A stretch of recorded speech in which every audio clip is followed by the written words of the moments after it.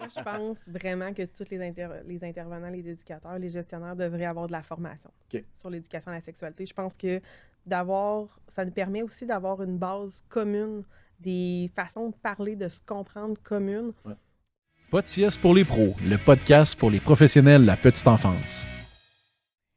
Bienvenue au podcast Pas de sieste pour les pros. On est bien content aujourd'hui de recevoir deux invités avec André. Allô André. Bonjour. Aujourd'hui, on reçoit Maude et Caroline. Maude et Caroline vont nous parler de sexualité en milieu de garde. On va aborder un sujet qui peut paraître un peu tabou, mais on va démystifier tout ça avec leur aide. Vous êtes, vous, intervenante à S'explique. Vous allez nous expliquer par la suite qu'est-ce que fait l'organisme, c'est quoi sa mission, comment vous intervenez et pourquoi ce sujet-là aujourd'hui dans des milieux de garde. Mais avant, on a toujours notre petite question qu'on adore poser, qu'André, c'est sa question préférée, je pense. Yes. En fait, on se pose la question, comment est-ce que vous étiez, vous, comme enfant? Moi, j'étais plutôt de nature calme, mais grande fan de faire des spectacles. Au grand nombre de tous les gens qui m'entouraient. J'ai fait beaucoup de spectacles, très régulièrement, jusqu'au secondaire même. Puis visiblement, c'est quelque chose qui est ressorti adulte maintenant dans différentes sphères de ma vie. Ça a été sur pause un temps, mais enfant, oui, j'étais cet enfant qui fait des spectacles de danse, des spectacles de chant. Des au sous-sol, c'est l'heure, on est prêt. Voilà, exactement. Tu l'entends, on a un spectacle encore. C'est sûr. Je plains mes parents. Étant parent aujourd'hui, je plains les miens. Toi, Caroline? J'étais une enfant unique. Okay. Donc, typique, là, petite peste qui avait besoin d'attention, qui se cachait dans les racks au magasin. J'en ai fait voir de toutes les couleurs à mes parents. Ouais. Ça a passé ou ça va? Vraiment. J'étais tellement une ado sage. Ça s'est rebalancé en vieillissant. Là. Tu leur as dit, je vais te faire manger un peu la poussière au début, puis après, ça va aller mieux à l'adolescence. Exact. OK. Les filles, on a envie évidemment de vous expliquer, en fait, qu'est-ce que c'est que S'explique? C'est quoi cet organisme-là? Depuis quand ça existe? Et puis, c'est quoi sa mission, en fait? S'explique, on est là depuis 1963 dans la ville de Québec. En fait, on fait Québec-Chaudière-Appalaches. Notre mission, vraiment, nous, c'est de sensibiliser la population au niveau des enjeux de santé sexuelle et d'éducation à la sexualité et de soutenir les professionnels qui vont travailler avec ces sujets-là avec leur clientèle. Nous, on fait du 0-99 ans, toute clientèle confondue. Dès qu'on parle de sexualité, on est là, on forme les intervenants, on va dans les milieux. Intervenir aussi avec les jeunes. On fait beaucoup de scolaires, entre autres, mais on fait dans les résidences d'aînés, on va en entreprise, on fait vraiment de tout. Là. La majorité de l'équipe, on est sexologue ou intervenante en santé sexuelle. OK. En entreprise, est-ce que c'est par rapport au harcèlement? Est-ce que c'est comme, c'est en rapport avec ça ou alors juste simplement le développement de la sexualité? La quête de son orientation ou de... Bien, ça va varier vraiment beaucoup. On a vraiment des conférences et des formations sur le harcèlement sexuel, sur les stéréotypes de genre aussi. C'est en cours en ce moment. C'est un projet qu'on a qui fonctionne vraiment bien puis qui commence à être vraiment en demande aussi. C'est un défi dans beaucoup d'entreprises. On est aussi dans un tournant où les entreprises veulent s'assurer d'être inclusives, veulent s'assurer d'être sécuritaires. Donc, ça tombe à point, finalement, avec ce service-là qu'on offre. Mais on en a plein d'autres aussi. On va en avoir sur les relations saines, on va en avoir sur andropause, ménopause, périménopause. Donc, on peut vraiment toucher toutes sortes de sujets qui ne touchent pas forcément le milieu de travail, mais les employés. Dans la même mesure, les entreprises peuvent, par exemple, acheter une conférence qui serait sur le développement psychosexuel des enfants et ça leur servira bien au quotidien à la maison, ce qui fera d'eux, fort probablement, des meilleurs employés. Oui, c'est sûr. Ben voilà. C'est sûr. La première question qu'on a envie de vous poser, c'est pourquoi, en fait, imaginer que c'est une bonne idée de parler de sexualité dans un service de garde. Quelle est votre idée derrière ça? Comment vous voyez, en fait, ces questions qui peuvent être abordées dans un service de garde, donc 0-5 ans? Bien, en fait, le développement psychosexuel commence dès la naissance. Quand on parle de sexualité, souvent, on a nos lunettes d'adulte, puis on va se dire, on va parler de relations sexuelles. Bien évidemment, on n'est pas du tout là avec les tout-petits. Dès la naissance, on développe l'estime de soi, l'image corporelle, l'identité de l'enfant. On va développer ses forces, on va développer aussi le fait de mettre ses limites, de comprendre son corps. Donc, l'éducation à la sexualité, tous les parents, on en fait. C'est juste qu'on ne s'en rend pas toujours compte. Ça a été prouvé aussi que c'est le premier facteur de protection contre les agressions sexuelles, contre les violences sexuelles. Donc, c'est l'argument numéro 1 pourquoi on le fait en garderie, c'est pour protéger. C'est bienveillance et sécurité, c'est ça notre objectif, nous. Et c'est pour ça que c'est dans les milieux de garde, c'est pour ça que c'est revenu dans les écoles depuis 2018 également. Et aussi, c'est que c'est un facteur de lien avec les parents. Donc, ça a été prouvé que plus un enfant est ouvert sur la sexualité, plus il en entend parler, plus c'est facile de faire le pont avec les parents. Fait que je sais qu'il y a des parents réticents puis qui se disent l'éducation à la sexualité, ça devrait être à la maison. bien, je suis d'accord.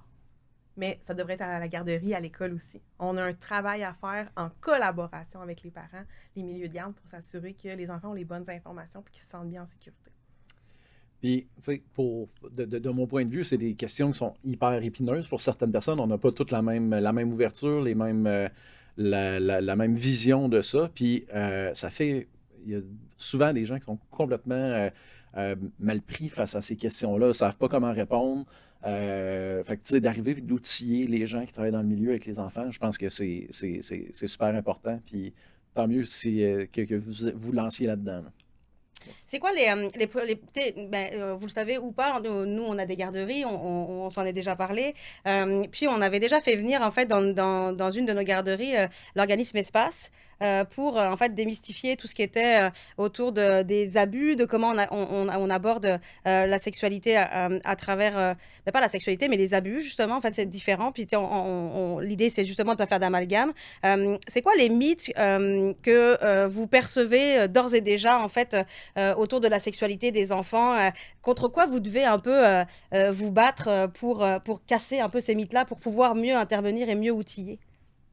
Bien, je pense que le premier, Caroline l'a nommé directement, c'est quand on parle de sexualité et d'enfance ou de petite enfance, on le perçoit avec des lunettes d'adulte. Nous, dont on pense à relations sexuelles, on est là, dans une sexualité active, alors que dans les faits, l'éducation sexuelle dont il est question n'est pas là du tout. Si on parle, par exemple, de consentement, le consentement n'a pas rapport qu'avec les relations sexuelles. Le consentement, c'est quelque chose qui doit être acquis le plus tôt possible pour se sentir bien, pour son propre bien-être, pour assurer ses limites, pour assurer sa sécurité. Puis je trouve que c'est un des meilleurs exemples de ce qu'on voit justement en éducation à la sexualité avec les tout-petits. Mm-hmm. Et ce n'est qu'un exemple parmi tant d'autres. Là.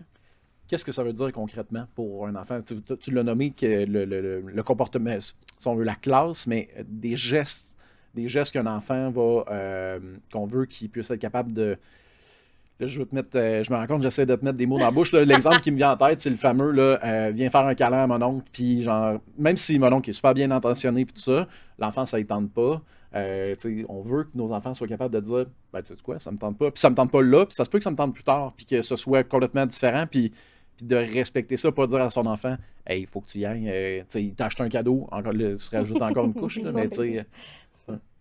Tout à fait. Ça fait exactement partie de ça. Puis on se rend compte que cette éducation à la sexualité-là ne doit pas être faite seulement auprès des jeunes et toute la population. Parce que ma tante, mon oncle qui ne reçoit pas son bisou, là, des fois, il est fâché aussi de ça. Donc, le consentement va jusque-là. La notion de consentement, c'est une notion qui est encore très mal comprise par beaucoup de gens. C'est quand même un pourcentage assez important des Canadiens qui ressortaient dans les derniers sondages. Je ne me souviens pas du chiffre exact, mais de gens qui ne comprennent pas bien le consentement. Et on sait que c'est un des aspects qui est à l'origine des violences sexuelles, forcément aussi. Donc, mais même ailleurs, même autrement, combien de fois on fait des choses parce qu'on se sent obligé sans en avoir envie? Et est-ce qu'on veut ça pour nos enfants? Est-ce que c'est quelque chose qu'on veut pour nos enfants, pour la suite de leur vie? Bien sûr que non. Donc, si on peut leur apprendre ça très tôt et qu'ils soient respectés là-dedans, parce qu'il faut qu'ils soient bien reçus là-dedans aussi, bien, ça fera toute une différence pour la suite. Tu sais, la sexualité en garderie, je l'ai dit tout à l'heure, Espace était déjà venu, ça avait été finalement une très très belle expérience. Je dis finalement parce qu'en fait au départ, on a dû faire face à une levée de bouclier de papa, en fait, plus que de maman, qui était comme, ouais mais c'est parce que si mon enfant, je ne sais pas ce qu'il va dire, moi je lui donne le bain, je suis comme, mais oui, j'espère que tu lui donnes le bain. Il y avait comme un rapport, encore là, l'amalgame entre je m'occupe de mon enfant, je le lave dans son bain, et non, ça n'est pas de la sexualité, mais son enfant va parler du moment du bain parce qu'il a trouvé ça cool d'être avec son papa pendant le bain et de jouer pendant son bain. Le papa avait comme peur, plusieurs papas avaient peur d'être comme tagué pédophile, ou alors j'ai eu des attouchements sur mon enfant. On a eu vraiment beaucoup d'interventions auprès des parents pour démystifier ça et comme vraiment faire enlever cet amalgame-là, une séparation entre les deux. Est-ce que c'est quelque chose auquel vous faites face, vous aussi, même dans les interventions que vous avez dans les organismes où vous allez, ou les entreprises, ou est-ce que vous avez déjà un peu de démystifier ça ou de démalgamer, je ne sais pas comment on peut dire, mais... Pas tant que ça. Honnêtement, déjà, nous, on a quand même une belle réputation, ça explique qu'on est déjà ça nous aide. Souvent, nous, on va envoyer les lettres aux parents. Souvent, on va proposer une conférence parents aussi en amont. Fait que, tu sais, il y a comme tout ça qu'on peut mettre en place pour assurer un filet de sécurité, qu'on peut assurer de répondre aux questions des gens. Donc, je pense que quand on le fait dans la transparence, je sais qu'Espoir, c'est un excellent organisme, on Mhm. travaille en collaboration avec eux, Ouais, ouais. mais je pense que oui, il y a des parents qui sont craintifs, puis c'est normal, Ouais. c'est bienveillant. Puis quand on parle de nos enfants, c'est très émotif, hein, nos Ouais. enfants. Donc, je pense que c'est normal d'avoir des réactions, des réticences, mais je pense que notre devoir, c'est aussi de répondre aux questions des parents et de les rassurer. Parce que ça vient de ça vient d'une certaine méconnaissance, là, Mm. d'une compréhension qui n'est pas là de l'objectif, par exemple, de la Mm. formation ou des enjeux qui l'entourent aussi. Quand on parle d'éducation à la sexualité, on en parlait tantôt, ça va beaucoup plus loin, ça touche beaucoup d'aspects qui touchent le quotidien des enfants aussi, mais c'est difficile pour certains parents de le comprendre parce que eux, comme on le nommait, ont ces lunettes d'adulte, donc ça réfère à une vision qui est complètement différente pour eux Mm. aussi, C'est pas puis c'est dans là le- qu'il faut ouais, les amener. Ouais, c'est Il ça. faut pouvoir leur expliquer ça, puis il faut accepter qu'il y ait ces lunettes-là, c'est normal. Mhm. Il faut Ouais. les ramener, il faut pouvoir leur donner les informations dont ils ont besoin pour les rassurer, finalement. Puis à partir de ce moment-là, on veut tous la même chose. Hein? Le On bien-être a des enfants. exactement, on a tous cet objectif commun-là. Fait que je pense que c'est fort possible de se rassembler autour. Il faut juste se parler pour s'entendre sur ce qu'on Savoir veut de quoi on apporter. parle. Ouais, c'est ça, de quoi on parle, en Exact, effet. exact. Puis, tu sais, on a eu, toutes les éducatrices, éducateurs, professionnels de l'enfance vont très bien percevoir de quoi je parle, mais même vous, même nous, en tant que parents, parce que on a tous des enfants. Caroline, je sais pas, je t'ai pas demandé si Oui. tu avais des enfants. Oui, en effet. Absolument. Fait qu'on a déjà probablement assisté à la masturbation de nos enfants à un moment donné. Qu'est-ce qu'on fait avec ça comme éducatrice? En fait, à la maison, ben, ça peut être aussi des outils là qu'on peut amener aujourd'hui, mais en tant qu'éducatrice, ça vient tellement nous chercher au niveau de notre propre éducation, notre rapport à notre propre sexualité, notre rapport à notre éducation aussi. Est-ce que c'est tabou, pas tabou dans notre culture également? Fait que ça vient tellement amener des strates que, est-ce qu'on peut essayer d'avoir une espèce de, pas de méthode calquée, là, mais d'avoir des petits trucs pour dire, bah, si tu vois un enfant qui se masturbe, qu'est-ce qu'on fait, comment on réagit, c'est normal, pas normal, c'est quoi la fréquence, est-ce qu'il y en a une de fréquence, enfin, un peu tout ça, là. Normal, oui. C'est tout à fait normal. Il n'y a pas de fréquence. Il n'y a pas deux enfants pareils. Il y a des enfants qui vont se stimuler, d'autres qui ne se stimuleront pas. Pourquoi? Ça dépend. Il y en a qui sont plus sensibles des organes génitaux, il y en a qui vont le découvrir plus rapidement que d'autres, peu importe. Qu'est-ce qu'on fait? Il faut intervenir.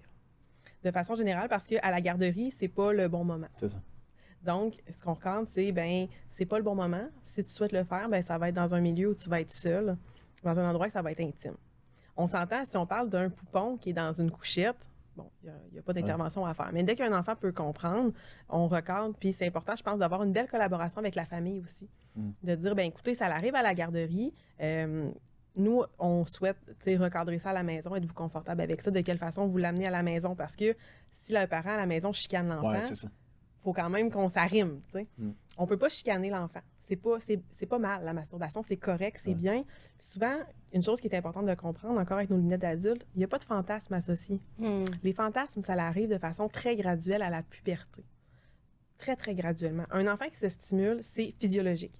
Souvent, ça va être une gestion de stress, d'anxiété. Ouais, c'est ce que j'allais te demander, c'était parfois souvent relié à ça, là? Oui, ça va être faire tomber le stress, pouvoir dormir, se sentir bien. Donc, souvent, quand on va travailler sur les facteurs, si c'est de l'anxiété, par exemple, on va trouver d'autres solutions, on va trouver d'autres stratégies, le comportement, il peut diminuer. Mais l'important, c'est de ne pas ignorer, c'est de cadrer. Peu importe le lien avec la sexualité, en fait, il faut intervenir de façon égalitaire aussi. Que ce soit un garçon ou une fille, c'est la même chose. Chose qui n'est pas toujours faite de façon égalitaire, mais oui, c'est normal, tout simplement. Tu t'interviens en disant, c'est pas le meilleur moment, mais en fait, ton travail en tant que professionnel, c'est d'accompagner l'enfant, mais surtout d'essayer de repérer, de savoir s'il y a une question de stress, d'anxiété, et puis de quelle routine j'ai mis en place au niveau du dodo pour qu'on fasse descendre un petit peu ce stress-là. Mais est-ce que ça veut dire qu'un enfant qui se masturbe est forcément relié à cette espèce d'angoisse ou pas tant, en fait? Non, il y en a que ça va être, comme les adultes, pour se changer les idées. Il y en a qui trouvent ça plate, la sieste.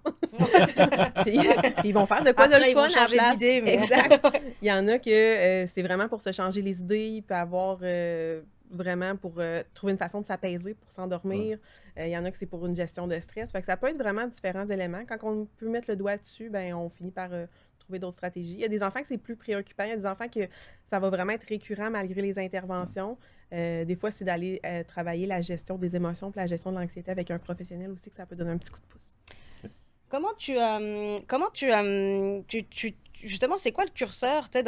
Tu dis, il y a un moment donné où ça devient problématique, mais c'est quoi, où ça devient problématique? Est-ce que c'est parce qu'il le fait tous les jours? Est-ce que c'est parce que c'est plusieurs fois par jour? C'est quoi je veux pas une espèce de recette magique là, mais mettons qu'on ait un espèce de, si, je sais pas, moi j'en sais rien justement, je le sais pas, fait que je te pose la question, j'ai pas d'idée là.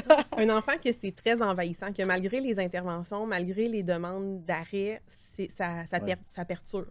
Un enfant qui aurait des émotions négatives associées. Par exemple, à toutes les fois qu'il va se stimuler, après ça, il pleure, il est gêné, il a honte.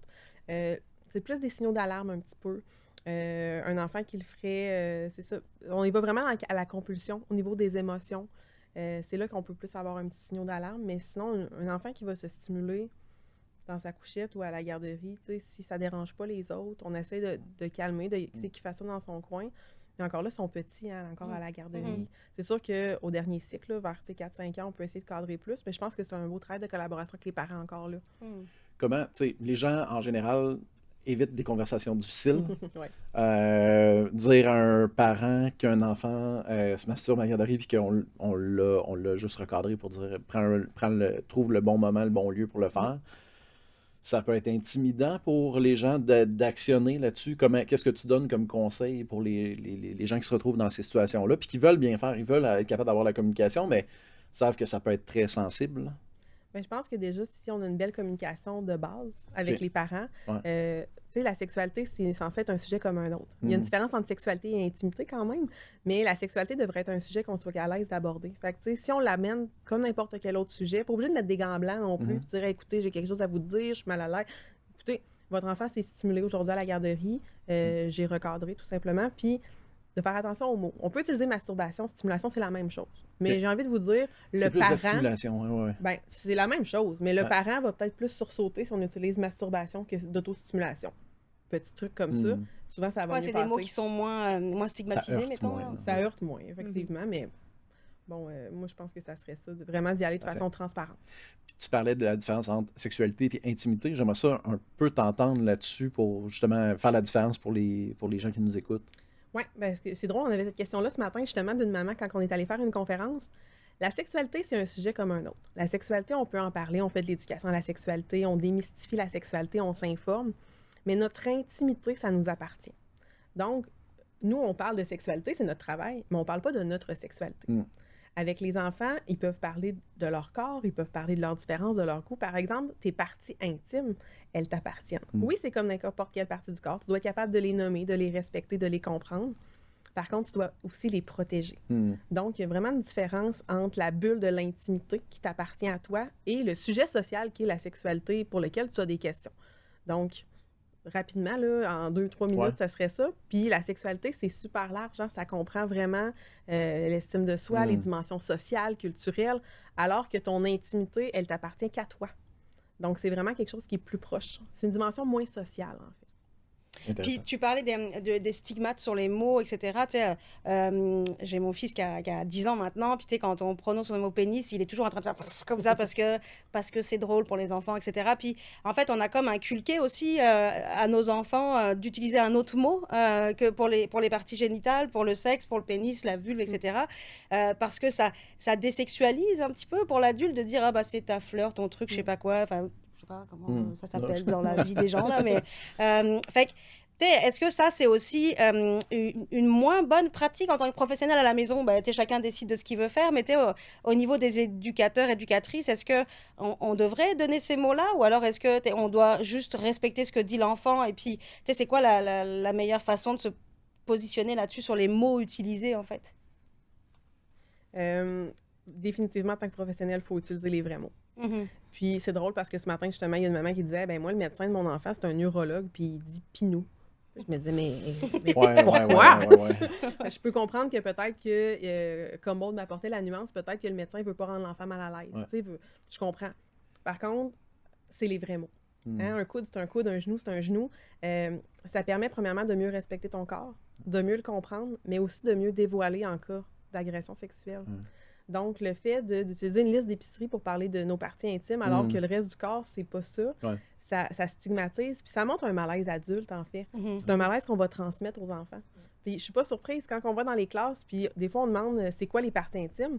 Il y a des enfants qui vont dire, zizi. Puis je dis, OK, mais c'est quoi le vrai mot? Puis Tu sais, il bug Lui, encore, il a le mot là. qu'on peut pas dire, là. Oui, c'est ça. Ouais. Alors que ben, c'est une partie de ton corps, tout simplement. Tu sais, ça fait partie de l'anatomie. Puis on ne devrait pas utiliser des synonymes parce que ça peut être dangereux, en fait, justement, là, lors des dévoilements. Oui, il y a une histoire de responsabilité, puis j'ai comme envie de me retourner vers toi parce qu'on parle aussi des papas, des mamans, qui interviennent. C'est aussi avec eux qu'on doit traiter ça, en fait, l'accompagnement. Puis tu sais, toi, en tant que papa, tu as la sexualité de tes enfants, puis tu sais, comment on se positionne. T'es souvent, on va remettre ça un peu à la maman parce que c'est plus facile. Les papas, majoritairement, sont moins à l'aise. Je sais pas si Ouais, dans mais ton c'est ça, cas, puis ça, mais... puis ça dépend vraiment. Puis en fait, moi, dans ma vision, c'est d'accueillir l'enfant quand il a envie de communiquer quoi que ce soit avec toi, rien à voir avec la sexualité. Je veux dire, quand à un moment donné, il y a un ami qui fume du pot puis qui dit, il en parle à papa parce que c'est papa, ben, faut que tu le prennes là, ça repassera probablement pas ou peu importe. Fait que, tu sais, dans ma tête, c'est une question d'ouverture, mais c'est à travailler. Puis c'est pas tout le monde qui est sur le même pied d'égalité là-dessus. Puis c'est sûr qu'il y en a qui, ben, clairement, papa ou maman est mieux pour ce genre de questions-là Dans sa dans la personnalité. tête, dans la tête de la personne. Mm. Mais en tout cas, puis corrigez-moi les filles si vous pensez, vous voyez autre chose là-dedans. Mais tu sais, moi, dans ma tête, c'est vraiment une question d'être réceptif quand la personne est là, surtout avec des enfants ou même encore là, des adolescents, où est-ce que quand il dit une information, ça repassera pas nécessairement, là. Moi, c'est quelque chose, justement, mes enfants sont rendus adolescents, les Ok. trois, mais on a commencé à parler de sexualité très tôt. Ouais. Puis, il faut avoir l'aisance. Puis, c'est important ce que tu nommais aussi. Il y a des sujets, soit qu'on ne connaît pas, qu'on n'a pas les réponses, ou qu'on n'est pas certain de la façon Ouais. d'apporter les explications. Ça vaut peut-être la peine à ce moment-là de revenir à l'enfant plus tard, lui dire écoute, sais-tu quoi, je vais aller chercher l'information, ou je suis pas à l'aise en ce moment, mais voici ce que je te propose pour pas le laisser en plan avec ça ou donner une mauvaise information. Mais au-delà de ça, en étant à l'aise, je pense, puis tu le nommais vraiment, saisir les balles au bon. Ouais. Il en passe tellement des balles Ouais. régulièrement. Un enfant qui voit quelque chose dans Ouais. l'actualité, pose une Ouais. question, hop, on peut partir là-dessus. Moi, je me souviens une fois que les enfants revenaient d'une fête puis étaient fatigués puis se sont mis à parler de dildo. OK. Ils parlaient de dildo. Puis là, ils savaient c'était quoi. Ils Ouais. avaient vu un pénis en plastique. Ouais. Puis ils étaient rendus à une dizaine d'années, certains. Ouais. Puis là, ils riaient de ça Ouais. sur la banquette arrière. Ils trouvaient ça tellement drôle, les dildos. Puis tout ça. Puis là, je me suis dit, savez-vous c'est quoi? Ouais. Ben, c'est un pénis en plastique. Savez-vous à quoi ça sert? Ouais. Non. Voulez-vous le savoir? Oui. Ouais. Je leur ai donné une explication Ouais. très courte. Là, on s'entend que je ne suis pas rentrée dans Ouais. des détails, Ouais. mais ça a été fini, ce sujet-là, après. Là. Ils ont plus dit le mot, ils en ont plus ri. C'était terminé. Puis en plus, ils savent c'est quoi. Puis Ouais. ils n'ont pas été perturbés de ça. Ils ont juste été dégoûtés, évidemment. Comme je suis comme, ah, c'est dégueulasse. Je veux pas ça. arc. C'est tout. Ça s'est arrêté là. Mais on a pris la balle au bon quand elle est passée. Puis on a pu traiter ce sujet-là. Maintenant, lui qui part dans quel sens, on ne le sait pas. Puis T'avais souvent- fait un truc, toi, avec tes enfants, ça vient de me tilter, là. T'avais mis un... Regarde pas comme ça, c'est Ah, pas qui bizarre ce les que t'as livres, fait. Oui, c'est ça, les livres que t'avais, là. Ma sexualité, Jocelyne Robert. Robert, ouais. Ma sexualité, genre 0,5 ans, 5-8, puis c'est ça. Je me souviens d'un de mes enfants on l'avait laissé dans le salon, me semble, peu importe. Puis bref, avec d'autres livres, puis là, bon, on prend le livre, puis là, ben, classique, là, il y a un diagramme d'un corps, fait que, comme, d'ouvrir, tu sais, de prendre un livre, feuilleter, tomber là-dessus, mais vraiment, tu sais, moi, je suis en train de couper des carottes pour, fait que là, l'ouvre là-dessus, le referme, regarde, d'un bord, de l'autre, On m'a vu ou pas? rouvrir, partir. Je suis comme, OK, parfait, numéro 1, tu sais, c'est les... Ouais, les premières... Mais en fait, je trouvais ça brillant. Je trouvais que c'était comme une façon de dire, puis ça te tente, c'est là. Puis est-ce que, tu sais, mettons qu'on transpose ça en garderie sans dire qu'on est Non, non. tout. Ouais. Mais tu sais, c'est quoi les trucs, les canaux qu'on peut utiliser en garderie sans forcément avoir, tu sais, une causerie sur la sexualité ou un truc très formel, là, tu sais, on parle de garderie, mais d'avoir un temps très installé, est-ce qu'il y a des choses qu'on peut comme laisser à la disposition des enfants pour que ça génère, tu sais, chez les plus grands, on imagine peut-être plus ça, mais que ça génère ces conversations-là ou ces questionnements-là, qu'est-ce que vous préconisez, en fait Mais en fait, moi, je trouve que les livres, c'est nos meilleurs amis, là, Ok. en tant que parents, en tant qu'intervenants. Puis, faut pas oublier que la sexualité, c'est très, très large. Puis, un livre sur la sexualité, sur l'éducation à la sexualité, c'est pas obligé d'être un livre avec des pénis dedans, là. Ça peut être, par exemple, Le cochon qui voulait dire non de Karine Paquin, là, où c'est un cochon qui apprend à dire non. Mais on travaille le consentement. Ouais. Un livre avec deux mamans tout simplement, qui vont au parc. Pas obligé que ça soit le sujet du livre. Donc, de tranquillement, pas vite, vraiment, moi, je trouve, puis les laisser à la maison, moi, j'adore ça. Moi, je les laisse à la maison, puis je les vois qu'ils bougent. J'adore ça. J'adore. C'est pas la femme de ménage, mettons. Non, c'est ça. Fait que moi, ça, je trouve que c'est vraiment très, très précieux, mais aussi d'aller dans des catégories de jouets qui vont être le non-genré possible, d'offrir à tout le monde tous les jouets possibles. Dans les milieux de garde, par exemple, moi, je sais que j'ai introduit mon garçon dans un milieu de garde où il y avait seulement des filles. Puis là, il était comme, il faut que je change tous les jouets que j'ai à la garderie. Je disais, ben non, il peut jouer avec tout, il n'y a pas de problème. Donc, c'est aussi à ces moments-là qu'on peut créer des ouvertures, des discussions, mais de ne pas surféliciter nécessairement un enfant qui va aller dans un jeu de l'autre genre. Je vous donne un exemple. Un enfant qui mettrait une robe, un garçon qui mettrait une robe, hey, c'est le fun, t'as mis ta robe, le dire aux parents, aujourd'hui, il a mis une robe, on est fiers de toi, c'est le fun, tu joues avec des jouets qui sont plus pour les filles.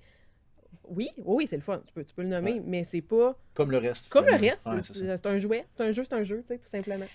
Là, le regard, là, tu parles de cet exemple-là, puis en fait, j'ai un exemple qui me vient en tête, c'est, mon fils a été à la garderie que évidemment j'ai, là, puis que, donc, c'était la fin de journée, je viens le chercher, comme toutes les mamans, puis on tenait au fait que, considère-moi comme une maman, même si je suis directrice ici, je veux que tu me parles comme si j'étais une maman, fait que fais-moi le rapport de la journée, est-ce que ça a bien été ou pas, blablabla, fait que je viens chercher mon enfant dans la salle où il est, puis là, il est avec une robe super belle, là, de princesse, de je sais pas quoi, puis moi, je ris parce que je trouve ça drôle, parce que voilà, puis il est en train de danser, ça l'amuse, voilà. Puis il y a une maman qui est à côté de moi qui dit ah, c'est spécial, hein, quand même, ça, là, les vêtements comme ça, hein. Puis là, j'ai comme mes deux casquettes, là, et de maman et de responsable de service de garde, puis je lui dis quand même, il réinvente la mode, hein. C'est Jean-Paul Gaultier a fait pareil, hein, d'essayer d'amener un peu d'humour. En fait, c'est un peu ça mon point, de dire des fois, on est un peu... Comme ça vient nous chercher parce que puis on sait pas trop comment réagir, on sait peut-être d'utiliser l'humour, le canal de l'humour pour comme démystifier puis comme mettre à distance un petit peu soit ses propres émotions, soit les réactions un peu des parents qui peuvent être peut-être un peu plus fermées là finalement. Là, on va parler maintenant, je veux vraiment marquer une scission dans le reste de la conversation parce que c'est important, je pense, de ne pas faire l'amalgame, comme on l'a dit, entre la sexualité qui comprend tout ce que vous nous avez expliqué et les travers de l'utilisation de la sexualité ou de la non-sexualité ou du non-consentement ou de tout ça. Là. Fait en garderie, ça arrive en fait qu'on voit des enfants qui ont vécu des drames, qui ont vécu des attouchements, pour qui on se pose des questions, ou le parent même, c'est déjà arrivé, le parent se pose la question de l'autre parent. Tout ça, là, c'est comme tout de suite, on est dans une espèce de sentiment d'urgence, sentiment de protection, sentiment de il faut réagir tout de suite. Puis parfois, c'est d'autres choses qui sont à traiter, mais pas forcément des attouchements. Fait que j'ai quand même envie que vous nous en parliez un petit peu. C'est quoi les espèces de curseurs ou comment on peut savoir, comment on peut réagir à une inquiétude qu'une éducatrice peut avoir, mettons un enfant qui se masturbe beaucoup, qui pleure après, on voit qu'il y a quelque chose avec lequel il n'est pas bien dans sa sexualité ou dans sa découverte de son corps. Qu'est-ce qu'on fait? Comment on réagit? Qu'est-ce qu'on doit, quel mot on doit mettre? Parent, pas parent? Il y a un sentiment de protection. Fait que j'ai comme envie de vous entendre là-dessus. Dès les premières fois, on peut poser des questions aux parents. T'sais, on peut commencer à quand même avoir la collaboration avec les parents, se renseigner un peu. Si on s'inquiète à un moment donné, on se rend compte que l'enfant fait un dévoilement par rapport à ça, il ne faut pas en parler aux parents. Parce que si on fait un signalement, à la DPJ par exemple, il ne faut pas en parler aux parents parce que tout parent, qu'est-ce qu'on va faire? Même si on sait qu'il ne faut pas le faire, on va poser des questions à notre enfant. Pourquoi? Parce qu'on va vouloir savoir, on va vouloir le protéger, l'émotion va embarquer. Fait qu'en tant qu'intervenant, en tant qu'éducateur, éducatrice, oui, on peut avoir une collaboration avec les parents dès le départ, mais si on est pour faire un signalement, on arrête cette communication-là avec les parents. C'est dans les bonnes pratiques, en fait. Sinon, avant ça, bien évidemment, on observe. On se parle entre éducatrices, on regarde. Puis j'ai envie de vous dire qu'un comportement qui est préoccupant n'est pas nécessairement problématique. Fait que c'est l'accumulation de petits drapeaux rouges qui, à un moment donné, nous dit je commence à être inquiète. La DPJ, souvent, on a peur.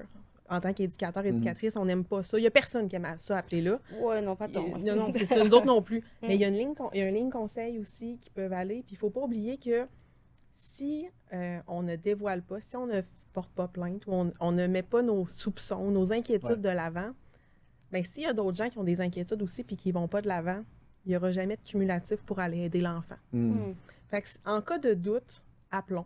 Tout tout simplement. On livre les inquiétudes. J'ai une inquiétude, je ne fais pas de signalement. Exact. Voici ce que j'ai vu. Est-ce que vous pensez que c'est nécessaire d'aller plus loin ou c'est pas nécessaire? Exactement. Puis ils vont nous le dire. Nous, chez Sexplay, ça arrive souvent qu'on va appeler, puis ils vont nous le dire, ben c'est matière à signalement ou pas. Ou continuez de noter ces choses-là. Inquiétez-vous pas.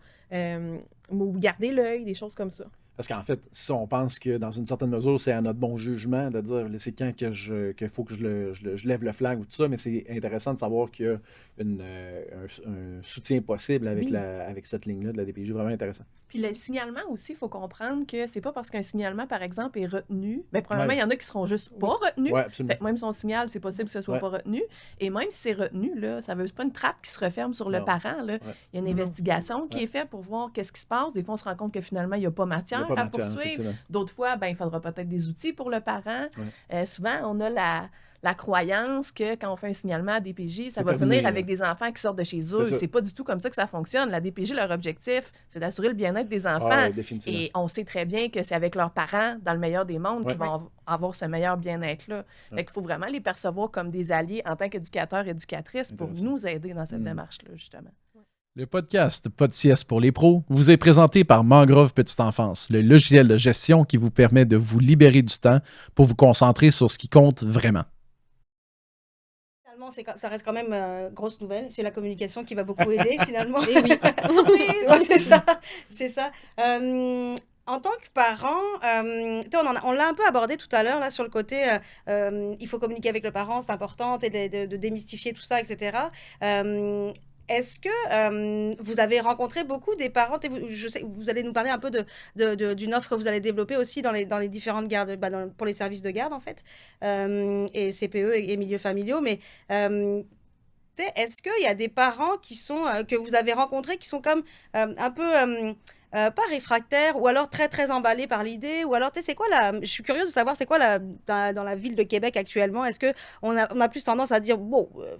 la sexualité, on verra ça quand il aura 15 ans, là, quand il me parlera de préservatif, au mieux. Mais sinon, non. Ou alors, est-ce qu'il y a vraiment une tendance à outiller, à informer l'enfant, à outiller les parents et les parents aussi, là, c'est quoi la tendance J'ai pas d'études. Non, t'as pas fait de statistiques. J'ai pas de statistiques. Ouais, par contre, je vois vraiment une belle ouverture de la part des parents de façon générale. Plusieurs parents sont curieux, bienveillants. Ils ont vraiment envie du mieux pour le développement de leur enfant.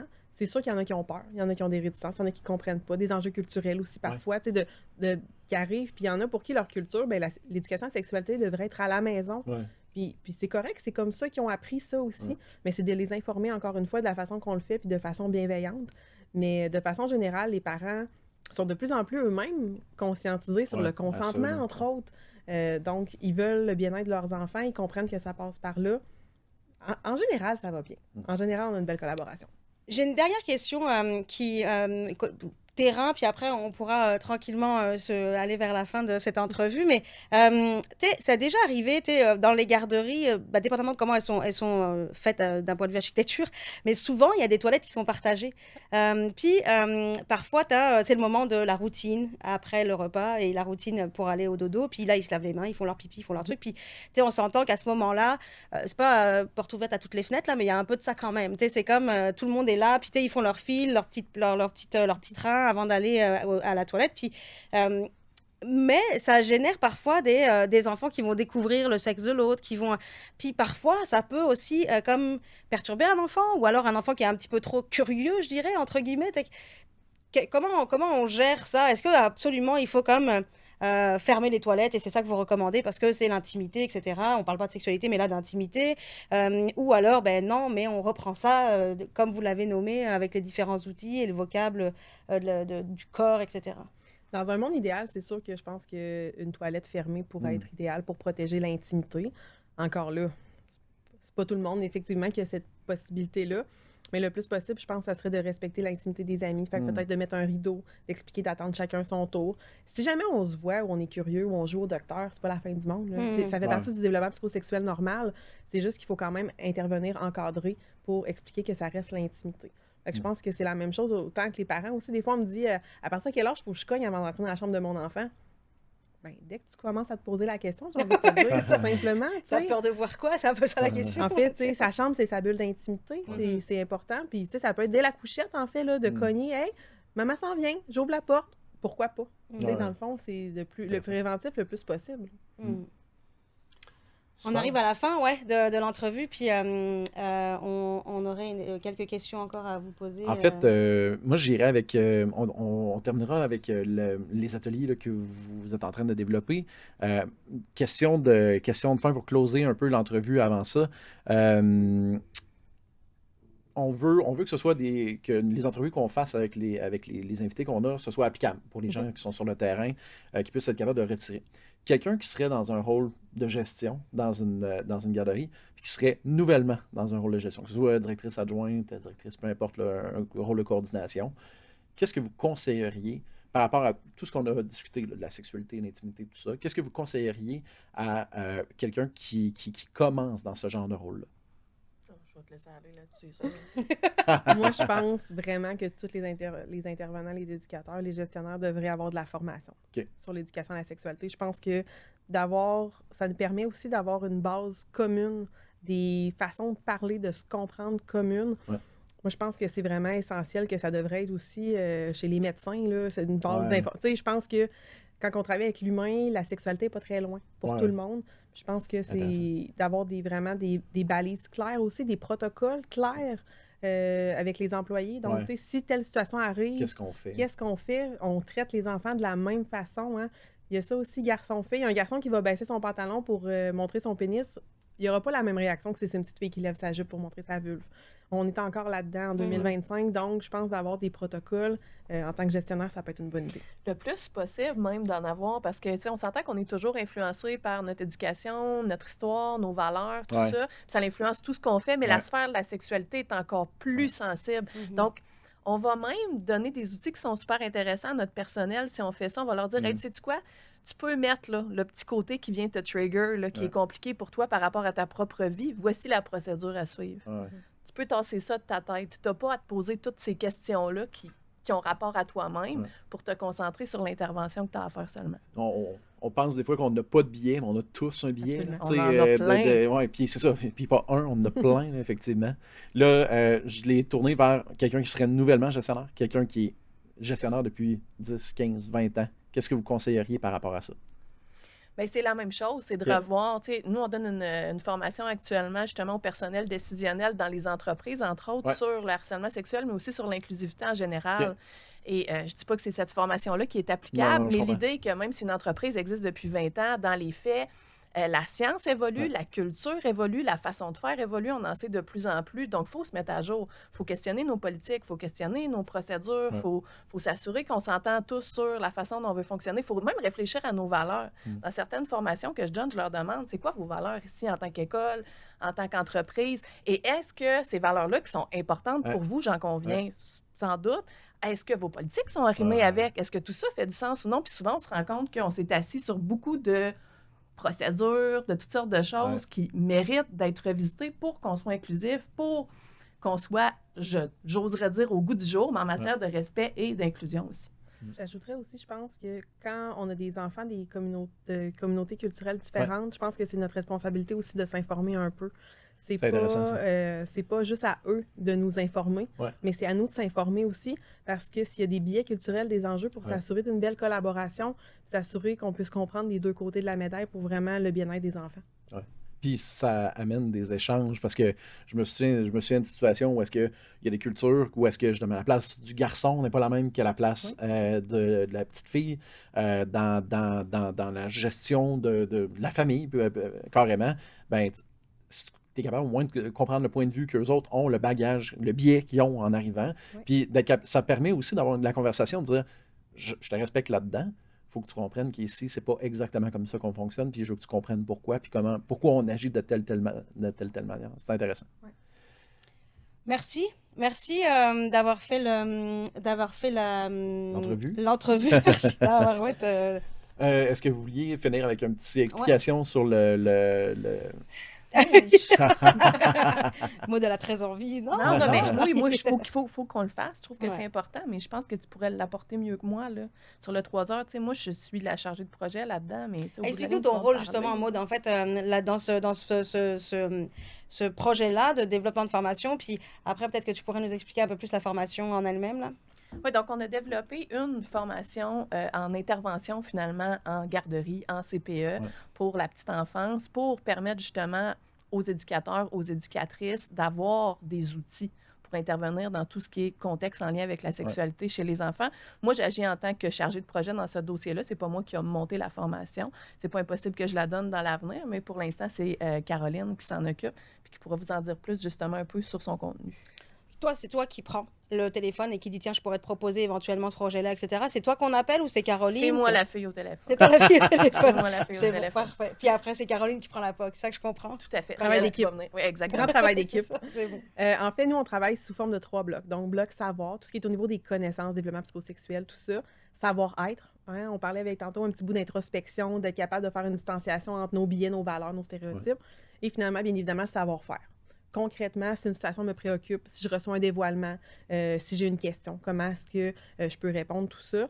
On explique, bien évidemment, plus en détail que ce que j'ai pu faire aujourd'hui. La sexualité humaine, c'est quoi? Puis nous, on est vraiment dans une optique de plaisir, de sexualité positive, d'éducation bienveillante. Donc, pendant la formation, on a du fun. On rit, c'est léger. Puis nous, on donne des suggestions, des grandes lignes. Après ça, c'est au milieu de garde de choisir qu'est-ce qu'ils vont choisir. Même chose quand on l'offre aux parents. Tu sais, nous, on ne veut pas se positionner en expert. On veut se positionner en conseilleur, conseillant. Consultant. En tout cas, ça, eux, là, on veut les aider le plus possible. Nous, on donne des outils, on donne des pistes. Après ça, aussi, on a un service de soutien chez S'explique. Donc, ça ne l'arrête pas là. Si on a besoin d'y retourner, il y a une situation particulière, il nous appelle, il y a un courriel, il est arrivé telle situation par rapport à l'éducation à la sexualité positive, qu'est-ce qu'on doit faire? Mais on est là aussi. Fait que notre travail, il n'arrête pas après le 3 heures. Il continue tout le temps. Puis il est il est en amont également aussi de la conférence. Au final, tu parlais tout à l'heure des parents qui pouvaient aussi suivre la formation et qui... eux, ils l'ont avant l'intervention de S'explique, cette formation-là, ou ils l'ont après? Comment ça se... Les ça deux sont s'arrive? possibles. Les deux, c'est... Moi, je pense qu'une formation de parents est idéale avant. Mhm. Les parents sont durs à mobiliser. On a une génération de parents qui est très difficile à mobiliser. Pour vous donner un exemple, hier, j'avais une école secondaire. Sur 800 parents, j'ai eu 3 parents à ma conférence parents. C'est toujours Tu ça. prends le café. Là, finalement, c'est plus une conférence. C'est ça. Fait que je pense que ça peut être bien. C'est pas obligatoire d'avoir une formation et une conférence parents, mais je pense que tout ensemble peut vraiment... C'est ça, on travaille en équipe, puis il faut être là. Tu vas me dire que tu n'as pas d'études là, par rapport à ça, mais qu'est-ce que... Ça démontre quand même une tendance lourde, là. Ça, tu sais, le fait que... Puis c'était dans une école secondaire? Ouais. Sur 800 personnes, d'après moi, il y en avait peut-être plus que 3 qui avaient des questionnements par rapport à la sexualité de leurs enfants. Je trouve ça quand même particulier. Ouais, c'est ça. Ou peut-être qu'ils veulent pas savoir. Non, il se passe rien. En fait, c'est ça. On revient dans les billets qu'on a, puis ça se dit pas, qu'est-ce qu'on... Mais on vit tellement dans une société qui va vite aujourd'hui comme parents. On est tellement sollicités partout. On a tellement de responsabilités. On n'a pas le choix de choisir des priorités. Définitivement. Et une conférence en semaine de soir, ben, je peux vous confirmer que moi, c'est ça, je ne suis pas là. Même si c'est un sujet, là, à moins là, que j'aurais une problématique très grave. Puis là, je suis comme, j'ai besoin de solutions, j'ai pas de ressources, mais sinon, je vais faire comme, regarde, sais-tu quoi, je lirai un livre. Oui, ben, en fait, c'est ça, j'allais dire. Est-ce que tu vas vraiment à la conférence dans ce cas-là ou est-ce que tu vas consulter quelqu'un en dépendant, one-on-one, c'est quoi. Fait que je pense qu'il y a vraiment une partie qui est là. Aujourd'hui, la société va très, très vite, puis c'est malheureux parce qu'on en pâtit tous aussi en bout de ligne, en tant que parents, en tant que jeunes aussi. Pour la formation aussi, pour les éducateurs et éducatrices, c'est important de dire que dans la dernière partie, on va avoir des mises en situation. Donc, l'idée, c'est vraiment de venir adresser les problématiques que rencontrent les éducateurs et éducatrices pour donner des outils. Qu'il n'y ait pas de tabou, qu'il y ait une parole libérée déjà, quoi. Oui, exactement. Là, je sais quoi faire avec ça. Je pars avec des outils. Yes, la prochaine fois, ça ne va pas être inconfortable ou ça le sera moins. C'est sûr que c'est des situations dans lesquelles, dépendant de notre aisance, on peut être plus ou moins à l'aise, mais au moins, on est outillés. Super. Merci beaucoup pour ce moment-là. C'était vraiment très aidant. On espère que vous allez peut-être les contacter ou au moins ça va susciter des débats dans les milieux dans lesquels vous travaillez. Chez nous, ça a déjà suscité ces débats-là et définitivement, on va prendre action pour avoir ces formations-là et puis outiller nos équipes.